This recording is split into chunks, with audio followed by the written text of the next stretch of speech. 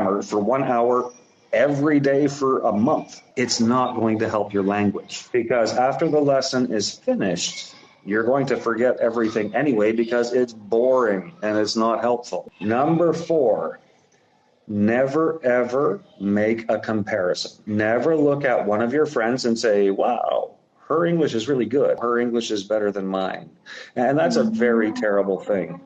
The only comparison that you're allowed to make is your English today is better than it was 5 years ago. That's it.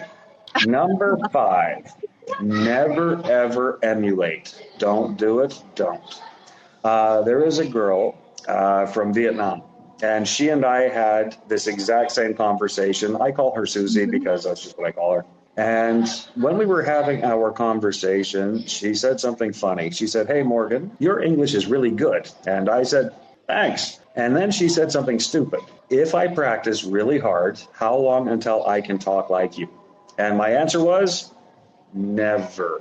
And she says, what do you mean? And I said, honey, can you speak English as well as I do? Yes. Could you speak English better than me? Sure. But you're never going to talk like me because you're not me. Different life, different personality, you have to have the confidence to talk like you, because if you talk enough, you will become a native automatically. That's just how that happens.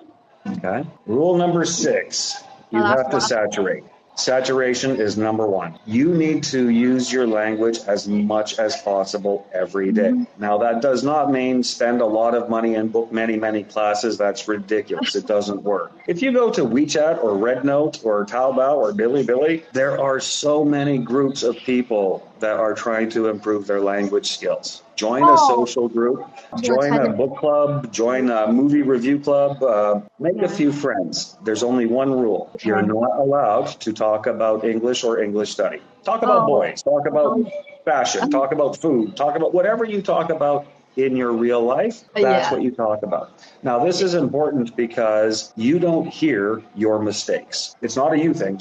Everybody, even me, I don't hear my mistakes. But when other people are talking, you can hear it. Like, oh, she said it wrong. Yeah. When you're socializing with somebody using English, if they make a mistake, then you only have to ask yourself, do I make that mistake too? That's it. The more you use it, the stronger it will become. And I guess I'll give you rule number 7. It's not really a rule, but rule number 7.